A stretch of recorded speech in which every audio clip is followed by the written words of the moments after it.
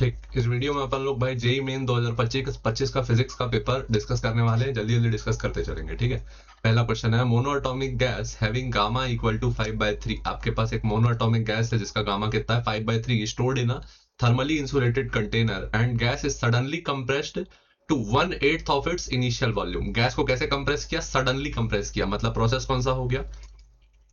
Adiabatic process का use करके gas को कहां से कहां तक कंप्रेस कर दिया? V0 से V0 बाय 8 तक of its initial volume. The ratio of final pressure and initial pressure is initial final pressure and initial pressure का आपको क्या बताना है? Ratio.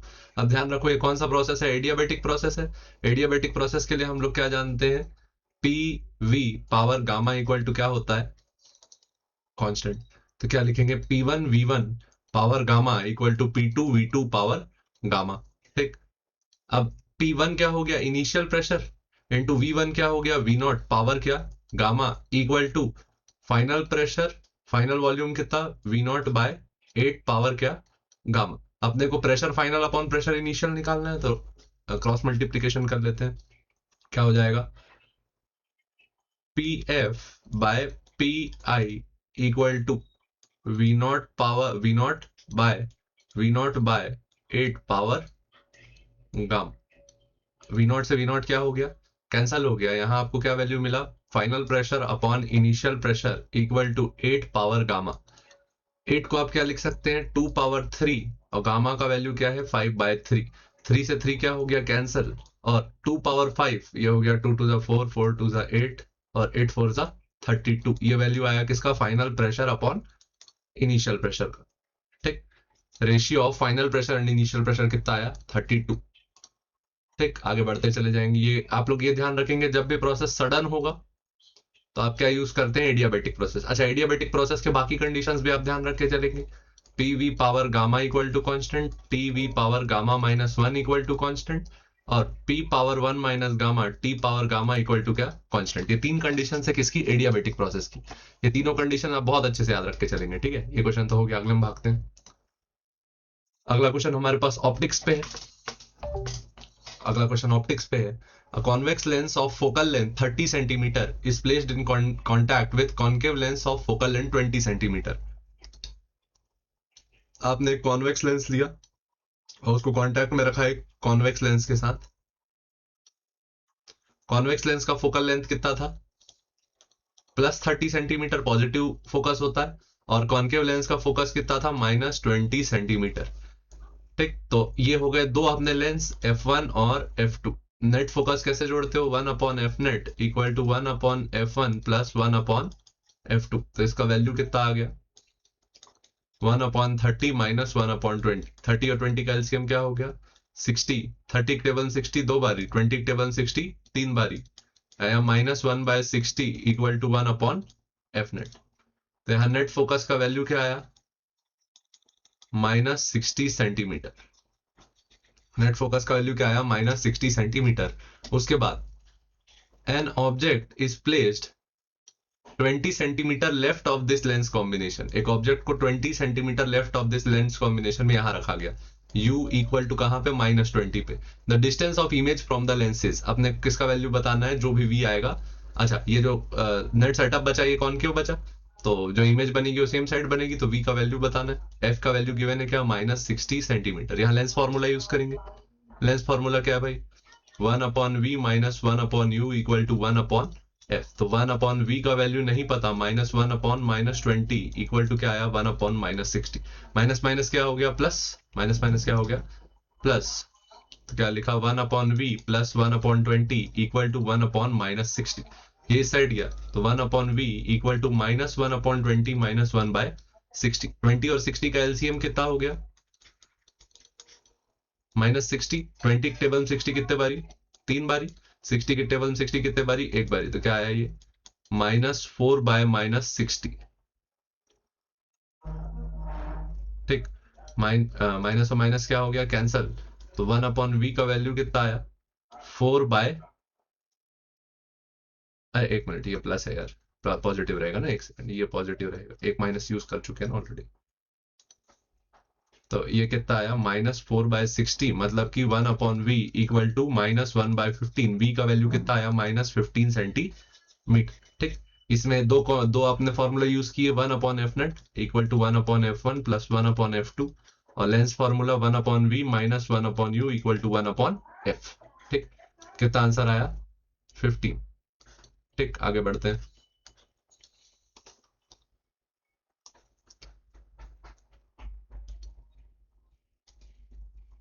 A concave convex lens of refractive index 1.5, एक concave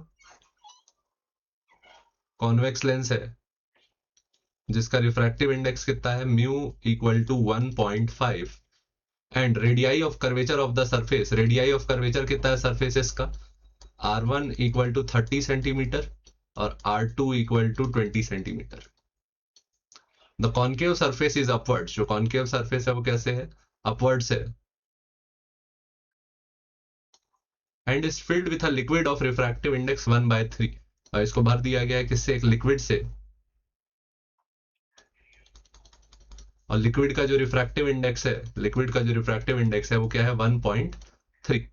इस surface का radius कितना था, इस सरफेस का रेडियस था R1 इक्वल टू -30 ले लेते हैं अपवर्ड से, और R2 का वैल्यू क्या है -20। तो यहाँ पे अपने पास ये जो वाटर फील्ड सरफेस बचा, ये भी एक लेंस हो गया, तो टोटल यहाँ पे भी कितने लेंस है, दो, एक ये वाला लेंस हो गया और एक ये वाला लेंस हो गया, दो लेंस है हमारे पास।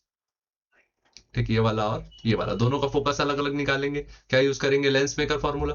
क्या लिखते हो lens maker formula, lens maker, lens maker क्या लिखते हो, 1/f equal to mu -1 1/R1 minus 1/R2, क्योंकि मीडियम एयर है। ठीक है, तो 1 पहले लेंस के लिए निकालते हैं, F1 इक्वल टू लिक्विड का जो रिफ्रैक्टिव इंडेक्स है वो क्या है 1.3 माइनस 1 इसके लिए पहला रेडियस ये वाला हो गया, ये वाला जो फ्लैट सरफेस है, तो फ्लैट सरफेस के लिए रेडियस कितना हो गया 1/∞ माइनस 1 पहले लेंस के लिए ये R2 है, पहले लेंस के लिए क्या है ये जो हमारी सरफेस है नीचे वाली, ये क्या है R2। ठीक, तो R2 का रेडियस कितना है -30, इसको सॉल्व कर देते हैं, 0.3 1/∞ हो गया 0, माइनस माइनस ये हो गया प्लस 1/30, तो क्या आया 1/f1 इक्वल टू 0.3/30, तो 0.3 के टेबल 30 कितने बार में आ जाएगा 100 टाइम्स में, तो 1/f1 का वैल्यू क्या आ गया 30, मतलब ये जो हमारी पहली लेंस बनी थी, पहली लेंस का फोकस कितना आया 100 सेंटीमीटर। सेकंड लेंस के बारे में जाएंगे, ये वाले लेंस का जो कॉन्केव कॉन्वेक्स लेंस है हमारी, सेकंड लेंस के लिए 1/f2 इक्वल टू क्या लिखोगे, जो लेंस है उसका रिफ्रैक्टिव इंडेक्स कितना था 1.5 माइनस 1 इसके लिए R1 कौन था 30 सेंटीमीटर, तो -30 माइनस 1/-20।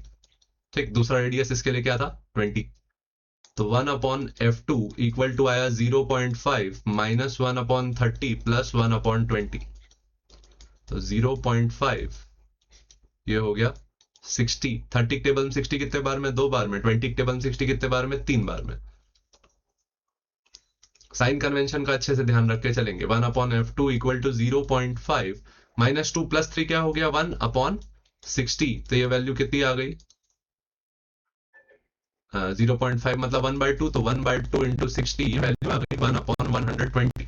अब अपने पास दोनों लेंस का फोकस रेडी है, पहली लेंस का फोकस कितना 100, दूसरी लेंस का फोकस कितना 120। अभी अभी जोड़ने का तरीका सीखा था, अगर लेंस जुड़े हो तो 1/f0 equal to 1/f1 plus 1/f2, reciprocal पहले से ही वैल्यू हमारे पास रेडी है, तो 1/100 प्लस 1/120, दोनों का एलसीएम ले लो, कितने पे आ जाएगा 600, 12 और 10 का एलसीएम 60, तो 120 और 100 का 600, 100 के टेबल में 600 कितने बारी 6 बारी, 120 के टेबल में 600 कितने बारी 5 बारी, तो 1/f0 का वैल्यू क्या आया 1/f0 का वैल्यू आया 11/600, तो यहाँ f0 का वैल्यू क्या आया 600/11, यूनिट क्या सेंटीमीटर, कौन सा ऑप्शन लगा B.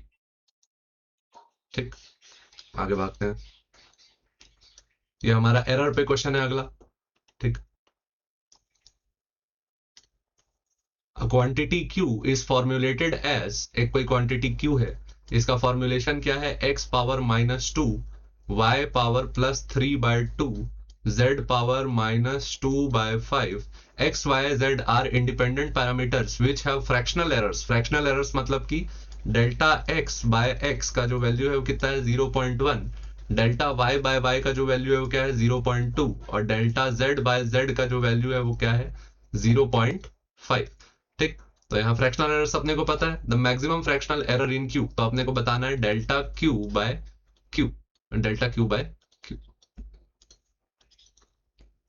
Delta Q by Q का वैल्यू अपने को पता लगाना है। डेल्टा क्यू बाय क्यू का वैल्यू क्या हो जाएगा, ये कौन सा फॉर्मेट है, ये हो गई पावर, पावर वाला फॉर्मेट है, एक्स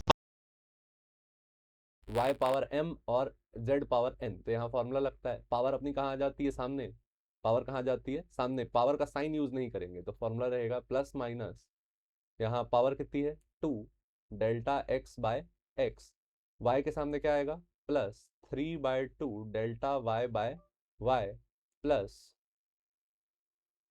प्लस माइ plus 2/5 delta z by z। ये अपना फॉर्मूला रहेगा डेल्टा क्यू बाय क्यू। और ये क्या है, fractional error in Q, fractional error in Q. ठीक, तो इसका आंसर तुम क्या लिख के दोगे, plus minus 2 times delta X by X का value 0.1 plus 3/2 times 0.2 plus 2/5 times 0.5।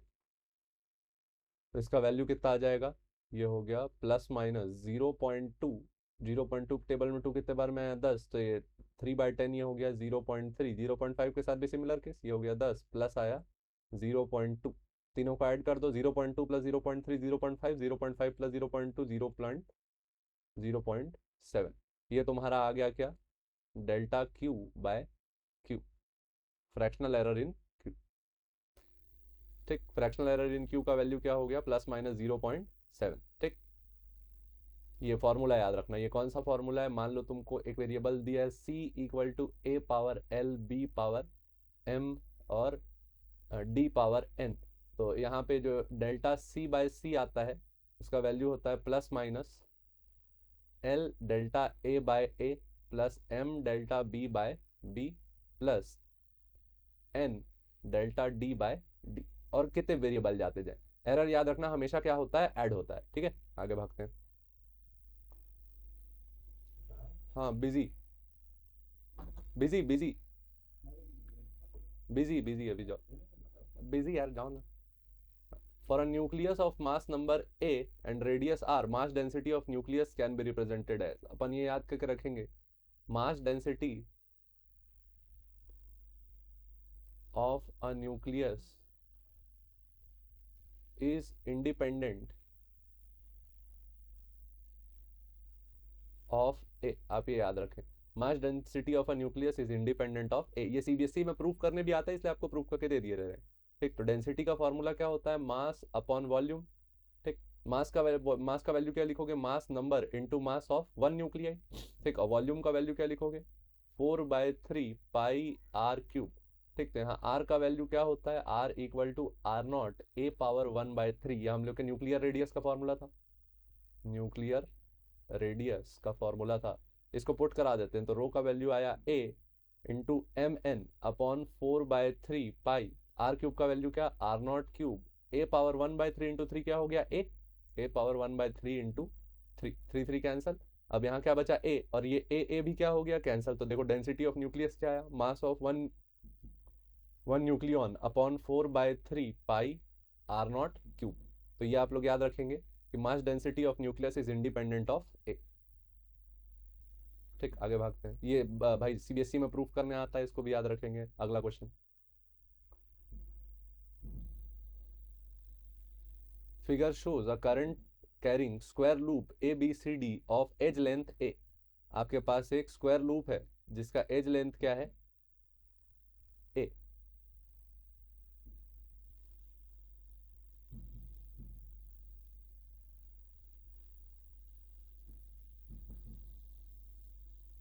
ठीक, इधर से करंट आ रहा है आई और इधर से करंट बाहर जा रहा है आई। ठीक, is lying in a plane if the resistance of part A B C, जो ऊपर वाला पार्ट है ए बी सी का जो रेजिस्टेंस है वो क्या है small R, and that of ADC part is 2R। ADC part का रेजिस्टेंस कितना है 2R। ठीक, इधर से कितना करंट गया I1 और इधर से कितना करंट गया I2। ठीक, तो अपने को बताना है then the magnitude of resultant magnitude at the centre of square loop पे। सेंटर ऑफ स्क्वायर लूप पे अपने को बताना है मैग्नेटिक फील्ड। तो पहले अपने को I1 और I2 का वैल्यू निकालना पड़ेगा। यहाँ करंट डिस्ट्रीब्यूशन कर लेते हैं, इनवर्स करंट डिस्ट्रीब्यूशन। I1 का वैल्यू क्या लिखते हैं R2 upon R1 plus R2 into I. तो I1 का वैल्यू क्या हो गया R2, R2 क्या है 2R upon R plus 2R into total current कितना कैपिटल I। तो वैल्यू कितना आया 2R बाय 3R इंटू आई। I1 का वैल्यू क्या आया 2/3 टाइम्स I।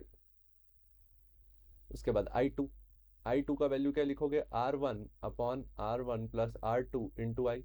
R1 का value R upon R plus 2R into I. तो ये हो गया R upon 3R into I. R cancel हो गया। I2 का वैल्यू क्या आया I/3। तो ये दोनों वायर्स में करंट निकल गया। अब यहाँ पे अपने पास 4 फाइनाइट वायर्स है जिनका मैग्नेटिक फील्ड बताना है अपने को उसके सेंटर पे। तो सबसे पहले देखो ये एज की लेंथ कितनी थी A। तो यहाँ से परपेंडिकुलर डिस्टेंस कितना रहेगा, परपेंडिकुलर डिस्टेंस रहेगा A/2। परपेंडिकुलर डिस्टेंस कितना हो जाएगा A/2 आधा। ठीक, अब एक वायर के लिए सॉल्व करेंगे और वो फॉर्मूला 4 बार अप्लाई कर लेंगे। ठीक, तो magnetic field due to one wire क्या लिखते हो, फॉर्मूला याद रखना, पहले याद रखना किड KI/D into sine alpha plus sine beta. क्या याद रखोगे KI/D sine alpha plus sine beta. K का वैल्यू क्या μ0/4 पाई। ठीक, उसको बाद में पुट कराएंगे। अभी देखो ट्राइंगल में जो अल्फा और बीटा बनेगा वो पॉइंट पे बनता है। तो अल्फा यहाँ पे और बीटा यहाँ पे। अब स्क्वायर को 4 भाग में तोड़ रहे हो और ट्राइंगल को 2 भाग में तोड़ रहे हो। तो यहाँ पे स्क्वायर के सेंटर पे 90 डिग्री बनता है। तो दोनों एंगल कितने हो गए alpha equal to beta equal to कितना डिग्री 45 डिग्री। तो मैग्नेटिक फील्ड 1 का वैल्यू क्या आया KI/D साइन 45 प्लस साइन 45। तो एक वायर के कारण फील्ड का वैल्यू कितना आया B1 equal to KI/D 1/√2 plus 1/√2। तो वैल्यू क्या हो गई KI/D 2/√2। तो वैल्यू कितनी हो गई भाई √2 KI/D। ये आ गया मैग्नेटिक फील्ड का क्या वैल्यू। ठीक, ये आ गई मैग्नेटिक फील्ड की क्या वैल्यू, कहाँ पे सेंटर पे, किसके कारण एक वायर के कारण। अब ऊपर 2 वायर है और नीचे 2 वायर है। तो B टॉप का वैल्यू क्या आ जाएगा, डायरेक्शन भी ध्यान रख के चलेंगे।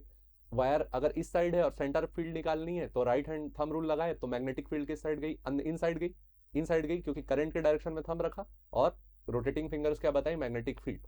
तो मैग्नेटिक फील्ड इन साइड गई। ठीक है, तो इसको लिख देंगे -K। और कितनी वायर है ऊपर 2। तो 2 वायर है इनटू मैग्नेटिक फील्ड 1 किस डायरेक्शन में अंदर -K। ठीक, और नीचे वाले के कारण क्या आ जाएगा, नीचे वाला देखो करंट इधर जा रहा है और इस पे सेंटर निकालना है। तो इसका सेंटर कहाँ पड़ रहा है अपवर्ड पड़ रहा है इस साइड ऊपर। ठीक, तो यहाँ पे बी डाउन मैग्नेटिक फील्ड नीचे वाले का डाउन वाले का लिखा आएगा 2B1 किस डायरेक्शन में +K। मैग्नेटिक फील्ड के लिए करंट चेंज होते जाएगा। ठीक है, ऊपर वाले के लिए I1 नीचे वाले के लिए I2। तो 2B1 का वैल्यू क्या √2 KI अपॉन D का वैल्यू क्या हो गया, D का वैल्यू हो गया A/2। ठीक, और I कौन सा 1। तो 2√2 KI1/D का वैल्यू A/√2 किस डायरेक्शन में गए -K। ठीक, और B डाउन का वैल्यू क्या आ जाएगा निकाल लेते हैं 2√2 KI2/A/2 ये किस डायरेक्शन में +K। √2 ऊपर चले गया, ये 2 यहाँ ऊपर चले गया, ये भी 2 यहाँ से ऊपर चले गया। 2 2 जा 4।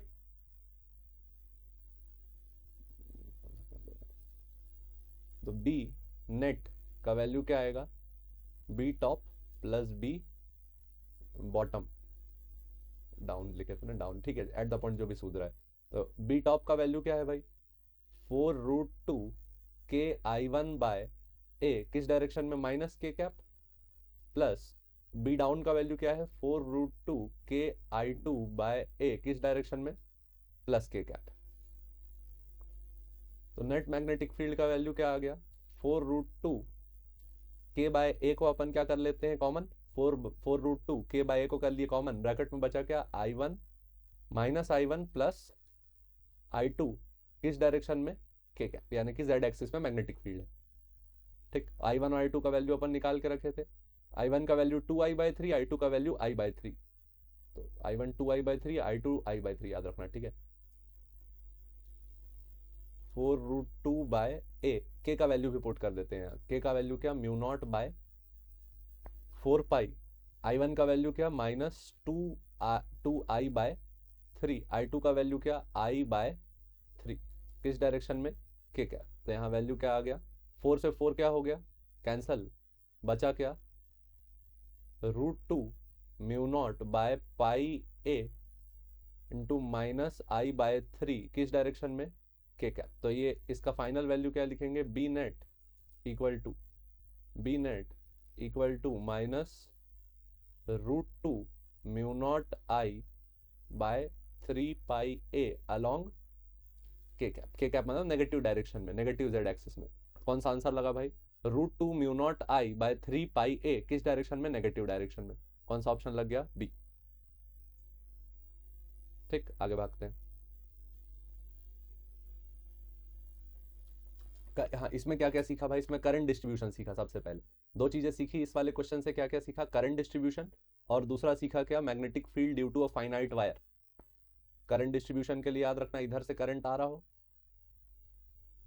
आई करंट आ रहा हो, इधर जा रहा हो I1 और इधर जा रहा हो I2, ये है R1 और ये है R2, अगर पैरेलल में जुड़े हैं तो I1 का वैल्यू क्या होता है, R2/R1 प्लस R2 इंटू आई, I2 का वैल्यू क्या होता है, R1/R1 प्लस R2 इंटू आई। एक ये सीखा, दूसरा ये सीखा, कोई भी अगर फाइनाइट लेंथ की वायर है, उससे डी परपेंडिकुलर डिस्टेंस में मैग्नेटिक फील्ड लिखनी हो, यहाँ पे एंगल अल्फा हो, यहाँ पे एंगल क्या हो, बीटा, तो क्या फॉर्मूला लिखते हो, B equal to KI/D sine alpha plus sine beta. ठीक, ये फॉर्मूला याद रखना। और नेट मैग्नेटिक फील्ड के लिए राइट हैंड थंब रूल का एप्लीकेशन है 2 बार, राइट हैंड थंब रूल। ठीक, क्या था rule, point thumb in direction of current, in direction of current, your curling fingers give direction of feed। ठीक, आगे भागते हैं। चलो अगला क्वेश्चन यहाँ सेमीकंडक्टर पे दिया हुआ है हमको, होपफुली आप लोग सॉल्व भी कर डाले होगे। ठीक, the output voltage for the following circuit is, देखो यहाँ पे +5 वोल्ट दिया हुआ है, कितना दिया हुआ है, +5 वोल्ट। यहाँ पे डायोड लगाया है आपको D1, इधर एक रेजिस्टेंस लगाया है, यहाँ पे दिया हुआ है +5 वोल्ट, यहाँ पे लगाया है आउटपुट V आउट। ठीक, और फिर यहाँ से एक और डायोड दिया है और यहाँ ग्राउंड में जोड़ दिया है इसको। ठीक, ये हो गया D2। तो भाई करंट कहाँ से आएगा, देखिए यहाँ से तो आ नहीं सकता, क्योंकि यहाँ N to P हो गया, रिवर्स बायस है, तो ये कटिंग हो गया। तो अब करंट आने के लिए एक रास्ता ही बच गया, यहाँ से आएगा और ग्राउंड में जाएगा, ग्राउंड को 0 वोल्ट मान लेते हैं। ठीक, क्योंकि यहाँ पे P से N जा रहा है, तो ये फॉरवर्ड है, तो ये हमारा चलता रहेगा, फॉरवर्ड बायस। और देख 0 वोल्ट से कौन जुड़ा हुआ है डायोड के थ्रू, V आउट जुड़ा हुआ है। ठीक है, तो V आउट और 0 वोल्ट का वोल्टेज क्या हो जाएगा, बराबर, क्योंकि PN जंक्शन यहाँ पे अपन, हाँ देखो बोला है कंसिडर आइडियल डायोड केस। कैसा केस है, आइडियल डायोड, आइडियल डायोड है मतलब कोई भी बैरियर पोटेंशियल नहीं रहेगा, V बैरियर इक्वल टू 0, तो जितना वोल्टेज यहाँ पे है उतना ही वोल्टेज यहाँ पे D2 के कारण। D2 आइडियल डायोड है, PN फॉरवर्ड बायस में है, मतलब कि no resistance is offered, no resistance offered. तो डायरेक्ट अपन ये मान लेंगे कि ग्राउंड ही V आउट से जुड़ा हुआ है, तो कितना वोल्ट आ गया भाई, 0 वोल्ट। ठीक, आगे भागते हैं। अगला अपना वेव्स पे क्वेश्चन दिया हुआ है, the amplitude and phase of a wave that are formed by superposition of two harmonic waves y1 and y2 r। अपने को बताना है कि एम्पलीट्यूड और फेज कितना होगा, दो वेव को जोड़ के देना है। तो y1 का वैल्यू क्या है, 4 sin kx minus omega t, और y2 का वैल्यू क्या है, 2 sin kx minus omega t plus 2π/3। ठीक, तो यहाँ दोनों का kx और ओमेगा टी क्या है, सेम, तो इन दोनों के बीच में जो फेज डिफरेंस है वो कितना है, 2π/3। पाई का वैल्यू क्या है, 2π/3। ठीक, ये इसके लिए हो गया A1 और ये इसके लिए हो गया A2। ए नेट का फॉर्मूला अपन वेव्स में भी पढ़े थे, वेव ऑप्टिक्स में पढ़े थे, हर जगह पढ़े हो। a1 square plus a2 square plus 2a1 a2 cos 5 root over a1 का वैल्यू क्या आ गया 4 square plus 2 square plus 2 4 into 2 cos 2 pi by 3 cos 2 pi by 3 मतलब कितना डिग्री हो गया 120 कितना डिग्री हो गया 120 और यहाँ पे अपन 2 पाई बाय 3 मतलब कितना हो गया 120 यहाँ मैथ्स वाले हो फिर भी भाई कई बार नहीं सोचता 90 प्लस 30 कर लेते हैं ठीक 4 का स्क्वायर 16 2 का स्क्वायर 20 4 टू ज़ा 8 8 टू ज़ा 16 16 इंटू क्या लिख लेते हैं इसको cos 2 पाई बाई 3 को लिख लेते हैं cos 90 plus 30 cos 90 plus theta क्या होता था बताओ भाई cos 90 प्लस थीटा होता था minus sine theta minus sine 30 ठीक है यहाँ वैल्यू क्या बनी रूट ओवर 16 प्लस 20 हो गया 36 plus 16 into minus sine 30 minus sine 30 मतलब माइनस 1/2 तो 36 प्लस 16 इंटू माइनस 1/2 तो ये वैल्यू कितनी आ गई 36 माइनस 8 क्या हो गया रूट ओवर 28 रूट 28 क्या लिख सकते हो 7 इंटू 4 का 2 बाहर हो गया तो क्या आया वैल्यू 2√7 ये आ गया हमारा नेट एम्पलीट्यूड का वैल्यू क्या 2√7 कुछ गलती कर दी क्या 4 स्क्वायर अरे यार 2 स्क्वायर 20 थोड़ी होता है एक मिनट हो जाता है गुरु ठीक है 2 इंटू 4 इंटू 2 स्क्वायर होता है 4 एक स्टेप अहेड सोच रहा था मैं दिमाग 20 ये कितना होता 4 टू ज़ा 8 8 टू ज़ा 16 ये सही लिखा था 16 इंटू माइनस 1/2 तो ये 8 आया रहता ना ठीक ये कितना आता 20 माइनस 8 आता √12 को क्या लिख सकते थे रूट ओवर 4 इंटू 3 2√3 ये वैल्यू आता आपका किसका ए नेट का थोड़ा संभल के सॉल्व करेंगे ठीक है ए नेट का वैल्यू क्या आ गया 2√3 एक ही ऑप्शन है एंगल भी निकाल देंगे लेकिन मैच करा देते हैं पहले एक आंसर भी मैच हो गया तो काम बन गया दूसरे के लिए फॉर्मूला याद रखना रिजल्टेंट का एंगल क्या लिखते हैं tan theta equal to a2 sin 5 upon a1 plus a2 cos 5 a2 का वैल्यू कितना था 2 sine 2 pi by 3 sine 2 pi by 3 upon a1 का value 4 upon 2 cos 2 pi by 3 फिर 90 प्लस थीटा वाला फॉर्मूला लगा लो तो 2 sine 90 plus 30 upon 4 plus 2 cos 90 plus 30 sine 90 plus theta cos theta होता है तो 2 cos 30 upon 4 plus 2 into minus sine 30 तो क्या आया 2√3/2 into 4 plus 2 into minus 1/2 2 cancel हो गया 2 से 2 यहाँ कैंसिल हो गया तो क्या बचा √3 अपॉन 4 माइनस 1 √3/3 tan थीटा का वैल्यू क्या आया √3/3 तो tan थीटा का वैल्यू क्या आ गया 1 अपॉन √3 थीटा का वैल्यू कितना डिग्री 30 डिग्री 30 मतलब पाई/6 आंसर मैच कर गया ठीक है आगे भागते हैं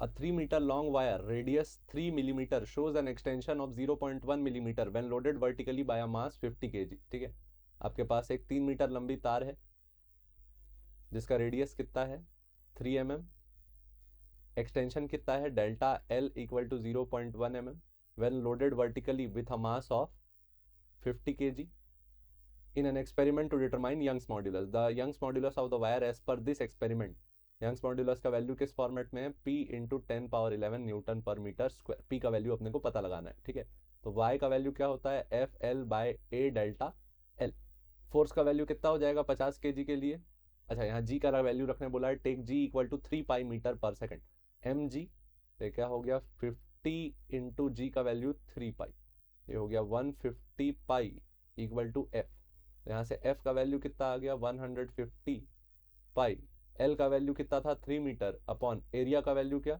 पाई इंटू R का वैल्यू 3 इंटू 10⁻³ मिलीमीटर को चेंज कर लिए किसमें, मीटर में, 3 × 10⁻³ मीटर का स्क्वायर इंटू डेल्टा एल का वैल्यू क्या, 0.1 × 10⁻³ 153 का कितना हो गया, 450 पाई, अच्छा पाई से पाई यहीं कैंसिल करा दो, 450/3 का स्क्वायर 9 × 10⁻⁻6 इंटू, इसको भी 10⁻⁻1 लिख लेते हैं तो 10⁻⁻4, तो 9 के टेबल 450 कितने बार में आ जाएगा, 50 बार में, 50 इंटू ये ऊपर आ जाएगा 10⁻10, एक और इधर जीरो दे देते हैं तो क्या आ गया, 5 × 10⁻11, ये आ गया हमारा यंग्स मॉड्यूलस। तो यहाँ से P का वैल्यू कितना आ गया, 5 × 10⁻11, 5। ठीक, फॉर्मूला याद रखना यंग्स मॉड्यूलस का, FL/A डेल्टा L। आगे भागते हैं। ठीक, में इतना ही था भाई सीखने के लिए। यंग्स मॉड्यूलस का ध्यान रखना, यही वाला क्वेश्चन देता है यंग्स मॉड्यूलस पे ही, वो जो प्रॉपर्टीज ऑफ सॉलिड है उससे। Water falls from a height of 200 metre into a pool. एक पूल है, पूल में पानी गिर रहा है कितने हाइट से, 200 मीटर ऊंचाई से। Calculate rise in temperature of water assuming no heat dissipation from water in the pool. आपने ये बोला कि हाइट कितना है 200 मीटर, H इक्वल टू क्या है 200 मीटर, और पानी वहां से गिर रहा है और इसमें कोई हीट डिसिपेशन एयर में नहीं हो रहा है ना, सीधे सीधे जो पोटेंशियल एनर्जी है, सीधे सीधे जो पोटेंशियल एनर्जी है वो किसमें कन्वर्ट हो रही है, heat energy which raises temperature of water in pool। ठीक, तो देख यहाँ से हुआ क्या, पहले वाटर के पास पोटेंशियल एनर्जी थी, वो कन्वर्ट हुई काइनेटिक एनर्जी में, और काइनेटिक एनर्जी कन्वर्ट हुई किसमें, हीट एनर्जी में। तो अपन ये लिख सकते हैं कि पोटेंशियल एनर्जी डायरेक्ट कन्वर्ट हो गई किसमें, हीट एनर्जी में। पोटेंशियल एनर्जी का वैल्यू क्या लिखेंगे, mgh, और हीट एनर्जी का वैल्यू, आप टेम्परेचर बढ़ रहा है तो क्या लिखोगे, ms डेल्टा टी। m से m क्या हो गया, कैंसिल कैंसिल, तो gh का वैल्यू क्या आया, h डेल्टा टी। g का वैल्यू क्वेश्चन में लेने बोला है 10, तो 10, h का value 200 metre equal to specific heat of water कितना 4200 इंटू डेल्टा टी अपने को फाइंड आउट करना है। ठीक है, तो 2 0 से 2 0 यहाँ क्या हो गए, कैंसिल हो गए। 2 के टेबल में 42 कितने बार में कटा, 21, तो यहाँ क्या बचा 10 बचा, और अपॉन में 21 इक्वल टू क्या आ गया, डेल्टा टी। तो डिफरेंस इन टेम्परेचर का वैल्यू यहाँ पे कितना मिला आपको, 10/21, मतलब कि 0.5 से थोड़ी सा कम, 0.48 केल्विन। ठीक, 0.5 से थोड़ा सा कम, potential energy is getting converted into heat. ठीक, अगला question. A rod of linear mass density lambda and length L is bent to form a ring of radius R।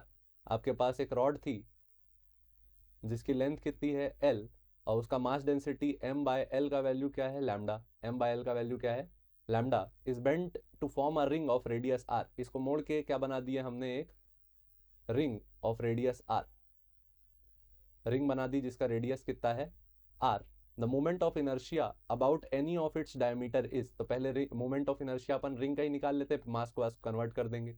Moment of inertia of ring, I ring का formula अपन centre के about, Z axis के about निकाले थे, Z axis centre के about mr², लेकिन ये बोला diameter के अबाउट बताओ, तो यहाँ डायमीटर के अबाउट बताने के लिए परपेंडिकुलर एक्सिस थ्योरम यूज करेंगे। ये हो गया हमारा आई वाई वाई, ये हमारा हो गया क्या, आई X x.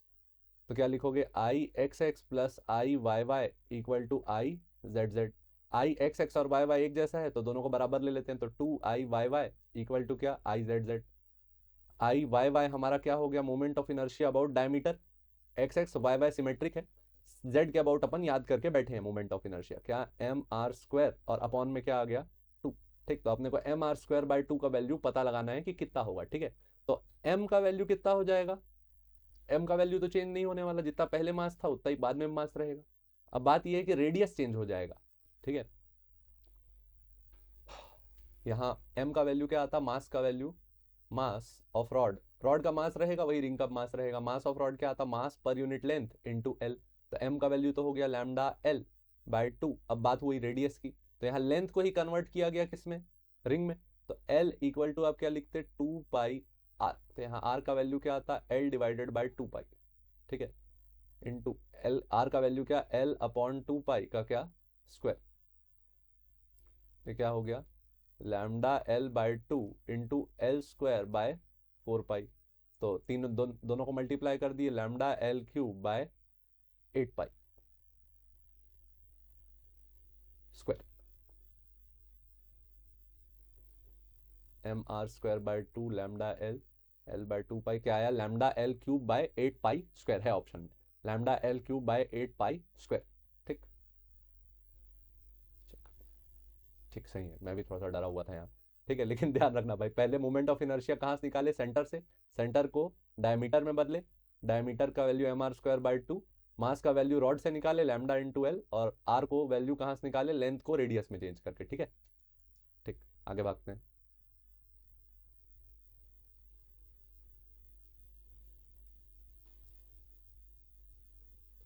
Two strings with circular cross section and made up of same material are stretched to have same tension। आपके पास दो तारे हैं जिसमें टेंशन क्या है, सेम है, T और T।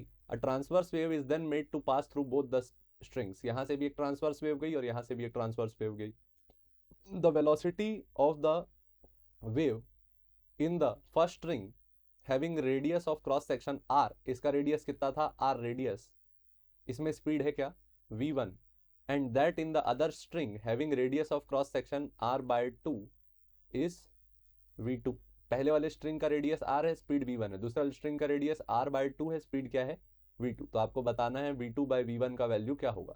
तो यहाँ याद रखिएगा वैल्यू क्या पढ़े थे हम लोग, speed of wave, speed of transverse wave, transverse wave on a string का वैल्यू याद किए थे root over T by mu, याद किए थे root over T by mu. तो पहले रस्सी के लिए होगा 2t बाय म्यू 1 और दूसरे रस्सी के लिए हो गया क्या, t बाय म्यू 2। टेंशन दोनों में क्या था, सेम, तो टेंशन और टेंशन क्या हो गया, कैंसल। ये मैथ्स का कौन सा format, a by b by c by d, तो d कहाँ ट्रांसपोज हो गया ऊपर, तो वैल्यू क्या आया, root over mu 2 by mu 1। ठीक, मास पर यूनिट लेंथ 1, मास per unit mass per unit length 2 upon mass per unit length 1। ठीक, तो अब इसको अपने को मास पर यूनिट लेंथ पे सॉल्व करना है कि इसका वैल्यू कितना कितना आ जाएगा। Circular end made up of are stretch to have same amount of tension. ठीक, लेंथ वगैरह नहीं दिया है तो अपन अज्यूम करके चलेंगे। ठीक, तो म्यू 2 का वैल्यू क्या होता है, म्यू क्या होता है, मास पर यूनिट लेंथ। तो क्या लिखे, m2 bye l2 divided by, root के अंदर ही है, m1 अपॉन l1। ठीक, अच्छा मटेरियल सेम था दोनों का तो डेंसिटी सेम रही होगी। मास का फॉर्मूला आप क्या लिखते हो, volume 2 into density upon l2 upon volume 1 into density upon l1। Density दोनों का सेम क्योंकि मटेरियल क्या है, सेम। अच्छा वॉल्यूम का वैल्यू क्या लिखोगे, area 2 into length 2 upon length 2 upon area 1 into length 1 upon length 1। देखो लेंथ कट गई। ठीक, तो यहाँ वैल्यू क्या आ गया, root over a2 bye a1। a2 का वैल्यू क्या आ जाएगा, पाई r2 का स्क्वायर अपॉन पाई r1 का स्क्वायर, पाई पाई कैंसिल हो गया, तो यहाँ क्या बचा, v2 by v1 equal to root over r2 upon r1 का whole square. r2 upon r1 का होल स्क्वायर क्या हो गया, r2 अपॉन r1। r2 का वैल्यू कितना था, r बाय 2, एक मिनट ना, ये पूरा सोल्यूशन ना थोड़ा सा गड़बड़ हो गया है। ये जो अपन वैल्यू निकाले हैं ये v1 बाई v2 के लिए निकाले हैं। ठीक है, क्योंकि t बाय म्यू 1 है और t बाय म्यू 2 है, तो ये v1 बाई v2 का ratio, v1 bye v2, v1 by v2 का वैल्यू क्या आया, r2 बाय r1। तो ये हो गया r2 का वैल्यू r बाय 2, r1 का वैल्यू r से r कैंसिल हो गया, तो v1 बाई v2 का वैल्यू क्या आया, v1 बाई v2 का वैल्यू आया 1 अपॉन 2, तो v2 बाई v1 का वैल्यू क्या आ गया, 2। ठीक, थोड़ा सा कैलकुलेशन का ध्यान रख के चलना, क्या लिख रहे हो, मेरे को ही रखने की जरूरत है यार। ठीक, आगे भागते हैं। Two metal spheres of radius r and 3r have same surface charge density sigma। आपके पास दो मेटल के स्फीयर है जिनका रेडियस क्या है, r, और एक बड़ा स्फीयर है 3r, have same surface charge density sigma and sigma। दोनों का surface charge density क्या है, same. If they are brought in contact and then separated, the surface charge density on smaller and bigger sphere becomes sigma 1 and sigma 2। इन दोनों को किस में लाए, contact में लाए, कॉन्टैक्ट में लाके फिर अलग कर दिए, कॉन्टैक्ट में लाके अलग कर दिए, तो आपको बताना है कि जो नई सरफेस चार्ज डेंसिटी है उनका रेशियो क्या होगा, सिग्मा 1 और सिग्मा 2, इसका रेशियो आपको पता करना है सिग्मा 1 बाय सिग्मा 2 का। अच्छा, अब ये बात है कि अगर इन दोनों को कॉन्टैक्ट में लाके अलग कर दिया गया तो इनका जो पोटेंशियल है वो क्या हो गया, सेम। ठीक है, तो पोटेंशियल क्या लिखोगे पहले का, V इक्वल टू के Q1 बाय, पहले वाले का रेडियस क्या था R, और इसके लिए वोल्टेज क्या लिखोगे V, इसका रेडियस क्या है 3R, तो V का value K Q2 by 3R, दोनों को बराबर कर दिए, तो K Q1 by R equal to K Q2 by 3R, K से K क्या हो गया कैंसल, R से R क्या हो गया कैंसल, तो Q1 इक्वल टू क्या आया Q2 बाय 3, वोल्टेज अगर सेम रखना है तो, क्योंकि मेटल के स्फीयर में थे, कांटेक्ट में लाएंगे तो वोल्टेज क्या हो जाएगा same.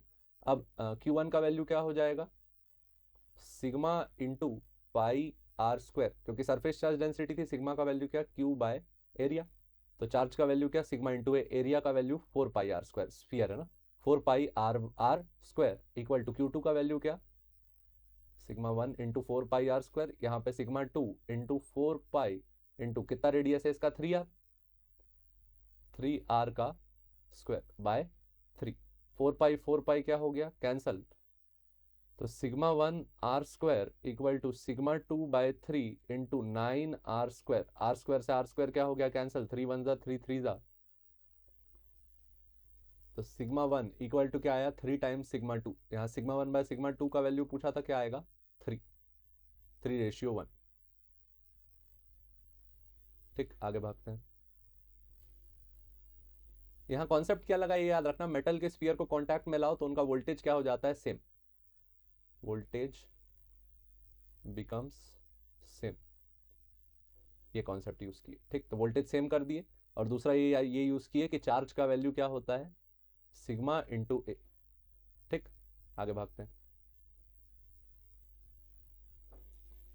Two balls of same mass and initial velocity are projected at different angles such that दो balls same mass m और m are projected at different angles such that maximum height reached by first ball, maximum height reached by, ये हो गया ball 1, first ball h max ball 1 is 8 times h max ball 2, t1 and T2 are the total flying time of first ball and second ball respectively, then the ratio of T1 and T2 is, ये ball का जो time period है वो T1 है, और ये वाली ball का जो टाइम पीरियड है वो T2 है, तो तुमको बताना है T1 बाय T2 का रेशियो क्या होगा, T1 बाय T2। ठीक, तो एच मैक्स का फॉर्मूला क्या लिखते थे तुम, U, अच्छा स्पीड दोनों का क्या है same, U square sine square theta 1 by 2G equal to 8 times U square sine square theta 2 by 2G, U square से यू स्क्वायर क्या हो गया कैंसल, 2G से 2G क्या हो गया कैंसल, साइन स्क्वायर थीटा 2 नीचे आ गया, तो sine square theta 1 upon sine square theta 2 equal to क्या आया 8, स्क्वायर को एक में रख लेते हैं, तो sine theta 1 upon sine theta 2 का स्क्वायर इक्वल टू आया 8, तो sine theta 1 upon sine theta 2, 8 का रूट करोगे तो क्या आएगा 2 रूट 2। ठीक, तो साइन एंगल का रेशियो अपने को मिल गया। अब टाइम 1 टाइम 2 का रेशियो निकाल लेते हैं, जहां तक यही आ जाएगा, टाइम 1 अपॉन टाइम 2, टाइम का फॉर्मूला क्या होता है 2u साइन थीटा 1 बाय जी upon 2u sine theta 2 bye जी, जी से जी क्या हो गया कैंसिल, 2u से 2u क्या हो गया कैंसिल, तो T1 बाई T2 का रेशियो क्या आना चाहिए था sine theta 1 upon sine theta 2, जिसका वैल्यू अपन फाइंड कर चुके हैं क्या 2 रूट 2, तो T1 बाई T2 का जो वैल्यू आया वो कितना आया 2 रूट 2 रेशियो 1। ठीक, आगे भागते हैं। दो फॉर्मूले यूज किए हम लोग यहाँ पे, हाइट के लिए क्या u square sine square theta by 2G, time के लिए 2u sine theta by g, range का भी याद रख लो u square sine 2 theta by g. ठीक, अगले में जाते हैं। Work done in moving a test charge between 2 points inside a uniformly charged spherical shell is 0, statement true है। आपके पास एक यूनिफॉर्मली चार्ज स्फेरिकल शेल है, उसके चार्ज कहाँ से होगा सरफेस पे होगा, अगर चार्ज सरफेस होगा तो इनसाइड जो इलेक्ट्रिक फील्ड होगी वो क्या होगी, जीरो। अगर इलेक्ट्रिक फील्ड जीरो है तो वोल्टेज क्या हो गया, कांस्टेंट। वोल्टेज का फॉर्मूला क्या लिखते थे, work done upon charge.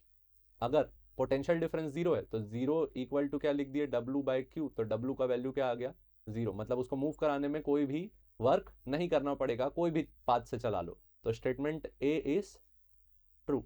Electrostatic potential inside a uniformly charged spherical shell is constant and is same as that on the surface of ball। ये भी सही है।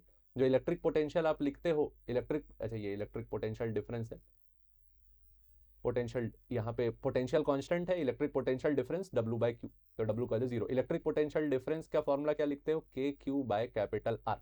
इसका जो ग्राफ प्लॉट करते हो वो कैसा रहता है, पहले पोटेंशियल कांस्टेंट रहता है, फिर डिक्लाइन कर जाता है, v equal to K Q by R, और यहाँ पे v equal to K Q by small R. ये याद रखना किसका ग्राफ रहता है, for spherical shell, for spherical shell. तो इसका जो स्टेटमेंट है वो भी क्या है, इसका जो रीजन है ये भी क्या है, ट्रू, और एक्सप्लेनेशन भी क्या है, सही, करेक्ट एक्सप्लेनेशन।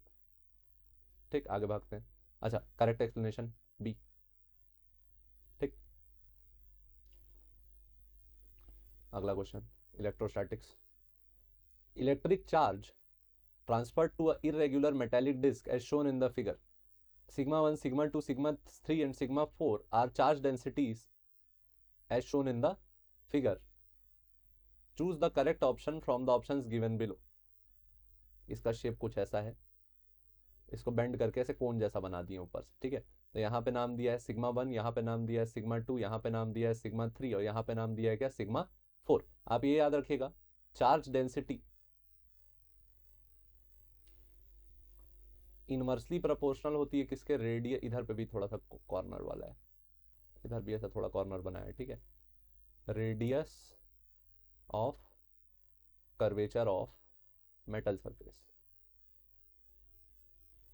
ठीक, यहाँ पे चार्ज डेंसिटी जो रहती है वो रेडियस ऑफ कर्वेचर क्या रहती है, इनवर्सली प्रोपोर्शनल। मतलब जहां जितना छोटा रेडियस रहेगा उतना वहां पे क्या बनेगा, ज्यादा चार्ज डेंसिटी बनेगा, ठीक है। तो देखो सबसे छोटा सर्कल यहाँ फिट होता, एकदम छोटा सर्कल क्योंकि एज बन गई, यहाँ पे उससे थोड़ा बड़ा सर्कल फिट होता है। यहाँ के जो सर्कल्स है उनका साइज सेम है, मतलब रेडियस ऑफ कर्वेचर क्या है, same. Radius of curvature of 2 and radius and curvature of 4 R same. इन दोनों से छोटा रेडियस किसका है, R3 का, और सबसे छोटा रेडियस किसका है, R1 का। तो रेडियस से उल्टा चलेगा चार्ज डेंसिटी, तो चार्ज डेंसिटी सबसे ज्यादा कहाँ, सिग्मा 1, फिर कहाँ सिग्मा 3, फिर कहाँ सिग्मा 2 इक्वल टू क्या, सिग्मा 4। तो sigma 1 greater than sigma 3, sigma 2 equal to sigma 4। तो ए ऑप्शन क्या है, true. Sigma 1 greater than sigma 2, sigma 1 का वैल्यू सिग्मा 2 से ज्यादा है, ये भी सही है। Sigma 1 greater than sigma 3 greater than sigma 2 equal to sigma 4, ये भी सही है। सी भी क्या है, ट्रू। सिग्मा 1 सबसे छोटा है, ये स्टेटमेंट गलत हो गया, और चारों बराबर है, ये भी क्या हो गया, गलत। तो कौन सा सही है, ए, बी और सी। ठीक, ये कॉन्सेप्ट याद रखना, charge density inversely proportional to radius of curvature. अगला question, an infinitely long wire has uniform linear charge density lambda equal to 2 Newton coulomb per meter, lambda equal to 2 nanocoulomb per meter. The net flux passing through a Gaussian cube of side length root 3 centimeter.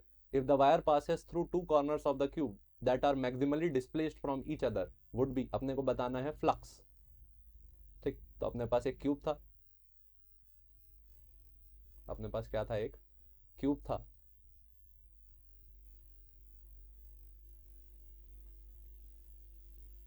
Cube की जो सबसे लंबा diagonal है, cube का जो सबसे ज्यादा लंबा डायगोनल है, ये कौन सा वाला रहा होगा, यहां से यहाँ वाला। तो इसका लेंथ कैसे निकालोगे, ये हो गया L, ये हो गया L। तो ये जो नीचे वाला बेस डायगोनल बनेगा ये क्या बनेगा, L root 2, root over L square plus L square करके, और ये कितना हो गया L। तो इसका वैल्यू क्या आ जाएगा, root over L square plus root 2L square, तो 2L स्क्वायर। तो क्या हो गया, रूट 3L स्क्वायर। वैल्यू क्या आ गया, रूट 3L। ये आया length of the wire, length of wire. ठीक, लैम्डा का वैल्यू आप क्या लिखते हो, चार्ज पर यूनिट लेंथ। तो चार्ज का वैल्यू क्या हो जाएगा, लैम्डा इंटू एल डैश ले लेते हैं, ये फाइनल लेंथ का नाम L dash, length of diagonal. L dash क्या है, length of diagonal, length of diagonal. ठीक, तो लैम्डा इंटू एल डैश का वैल्यू क्या है, √3 टाइम्स एल। तो चार्ज का वैल्यू क्या आया, √3 lambda L, √3 lambda into L. L का वैल्यू √3 सेंटीमीटर, और सबका लैम्डा का वैल्यू पता है, सबको वैल्यूज को पुट करा देते हैं। √3 चार्ज पर यूनिट लेंथ का वैल्यू 2 नैनो कूलम, मतलब 10⁻⁹ कूलम पर मीटर। और जो लेंथ है, लेंथ कितनी थी, √3 सेंटीमीटर। तो √3 सेंटीमीटर को मीटर में करोगे तो 10⁻⁻², ठीक, मल्टीप्लाई √3 इंटू √3, ये क्या हो गया, अब मीटर मीटर मीटर क्या हो गया, कैंसिल, ये आ गया चार्ज आपका। √3 इंटू √3 6, 6 2 ज़ा 12, 12 इंटू 10⁻⁻11, 12 इंटू 10⁻⁻11 कूलम, ये आ गया चार्ज। फ्लक्स का वैल्यू क्या, charge per unit epsilon not, ठीक। तो चार्ज का वैल्यू क्या हो गया, अच्छा यहाँ एप्सिलॉन नॉट का वैल्यू निकालना पड़ेगा, पाई के टर्म्स में आंसर देना है, ठीक है। तो 1/4 पाई एप्सिलॉन नॉट का वैल्यू क्या है, 9 इंटू 10⁻9। तो 1/एप्सिलॉन नॉट का वैल्यू क्या हो गया, 4 पाई इधर मल्टीप्लाई हुआ, 36 पाई इंटू 10⁻9। तो क्यू का वैल्यू कितना है, 12 इंटू 10⁻⁻11 इंटू 36 पाई इंटू 10⁻9। अभी सबको मल्टीप्लाई कर दो दोस्त,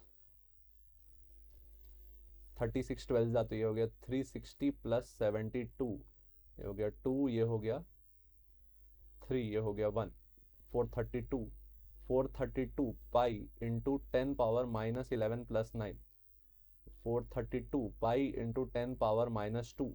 फ्लक्स का वैल्यू क्या आया, 4.32 पाई न्यूटन पर कूलम इंटू मीटर स्क्वायर। कुछ गड़बड़ हो गई,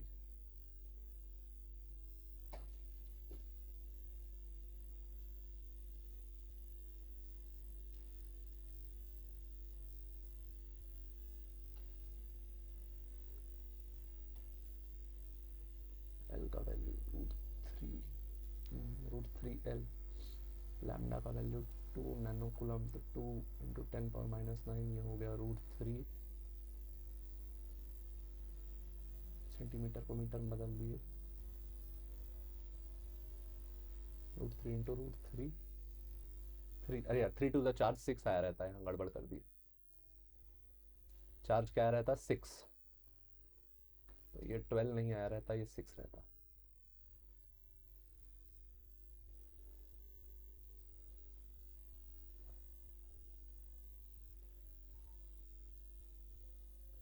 तो 36 ये हो गया 210, नहीं 216 ये आया रहता, 432 नहीं आया रहता, 216, तो ये आता 2.16, हाँ अब आ गया 2.16 पाई। थोड़ा मल्टीप्लिकेशन का भी ध्यान रखना भाई, एग्जाम में भाई क्लियर वर्क करना ताकि तुम अपनी गलती पकड़ सको। देखो मेरे से भी हो गई थी गलती, एग्जाम में ना तुम्हारा वर्क बहुत क्लियर रहना चाहिए, ठीक है। तो √3 इंटू √3 3, 3 2 ज़ा 6, तो 2.16 पाई न्यूटन मीटर स्क्वायर पर कूलम। आगे भागते हैं, कॉन्सेप्ट सिंपल है, सॉल्व करने के लिए कैलकुलेशन बहुत सारी थी, ठीक। अगला, a body of mass 2 kg, एक बॉडी है जिसका मास कितना है, m equal to 2 kg, is moving with velocity 3i cap plus 4j cap metre पर second, enters into a constant force field 6 newton. इस पे कांस्टेंट एक फोर्स लगाया जा रहा है, force equal to 6 newton directed along the positive z axis, यानी कौन सा एक्सिस में, z axis k cap. If the body remains in the field for a period of 5/3 second, t equal to कितने देर तक रही, 5/3 सेकेंड, और ये फोर्स कैसा है, कांस्टेंट है।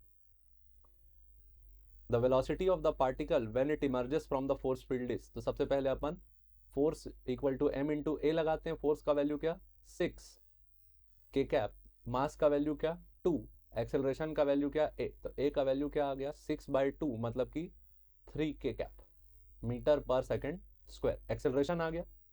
अब यहाँ पे आप ऑब्जर्व करें कि के कैप में कोई वेलोसिटी नहीं थी, तो यहाँ u z एक्सिस का वैल्यू क्या था, 0 k कैप मीटर पर सेकेंड, एक्सेलरेशन का वैल्यू अपने को पता है, टाइम का वैल्यू भी पता है, t equal to 5/3 second, final velocity अपने को पता लगानी, तो v u a t वाट वाला फॉर्मूला लगा देंगे, v equal to v z equal to u z plus a z into T.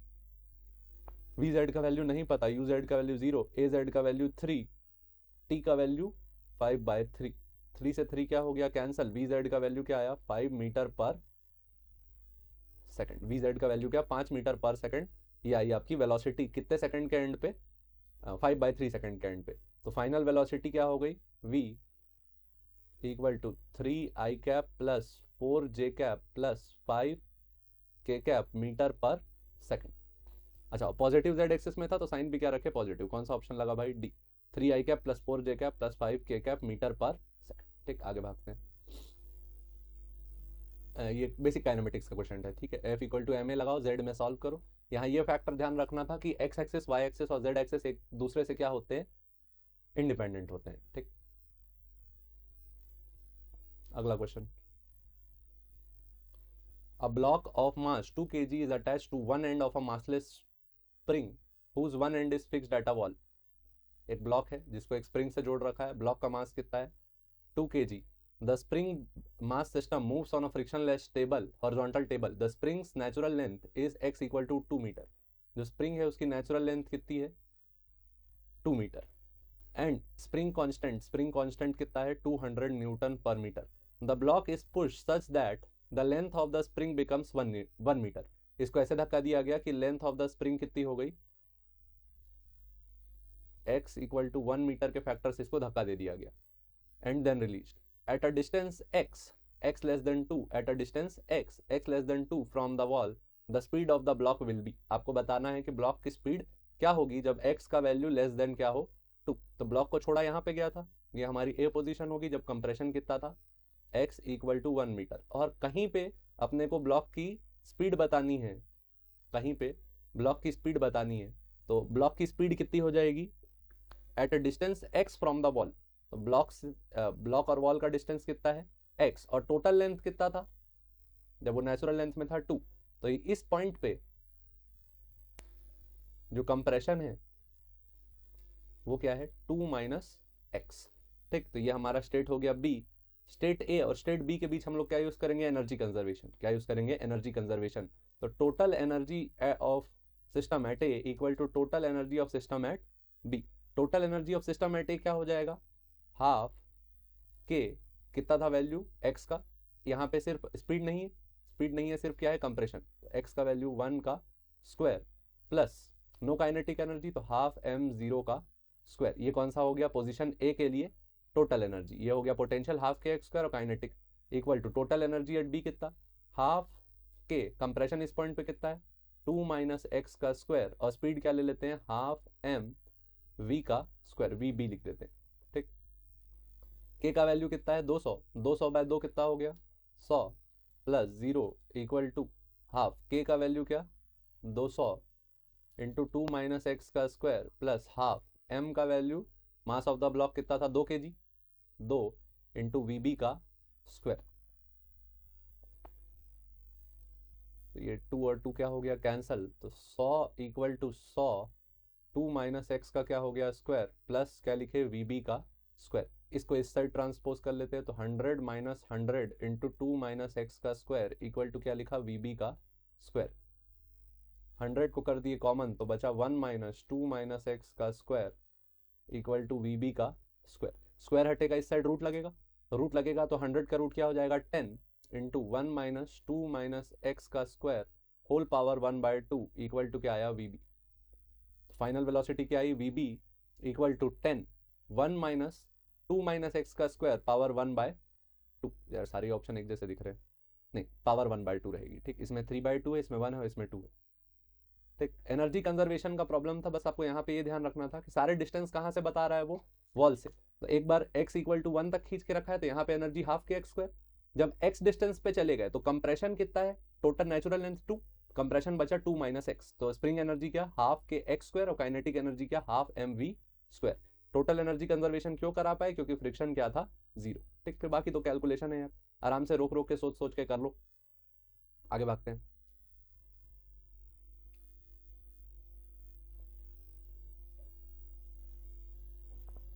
In a Young's double slit experiment the source is white light, ठीक है। सोर्स कैसा है white light है, YDSC का setup है, इसमें सोर्स वाइट लाइट है। One of the slits is covered by red filter, यहाँ कौन सा फिल्टर लगा दिए, रेड फिल्टर, रेड कलर का फिल्टर लगा दिए, and another by green filter, another by green filter, तो इधर से रेड लाइट आएगी, रेड, और इधर से कौन सी लाइट पास हो पाएगी, ग्रीन। ठीक, in this case there shall be alternate interference fringes of green and red and green, there shall be an interference pattern for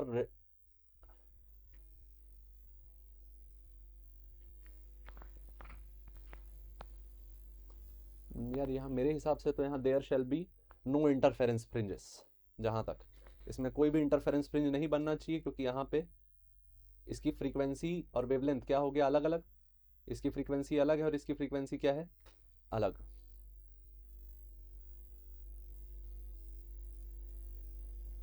क्योंकि एक से, अच्छा, एफ और एफ डैश, फ्रीक्वेंसी दोनों लाइट की अलग अलग है यार, इसमें मैं श्योर नहीं हूँ। There shall be interference pattern where each fringe pattern centre is green and outer edges are red, interference होगा यहाँ पे, फ्रीक्वेंसी सेम होनी चाहिए, no no interference fringes, no interference fringes. ठीक, फिर इंटरफेरेंस की बेसिक कंडीशंस लगाई, इंटरफेरेंस की बेसिक कंडीशंस क्या क्या होती है, frequency and wavelength of waves must be same, दूसरा there must be a constant phase difference, इसके लिए लिखे थे सोर्सेस आर कोहेरेंट, सोर्सेस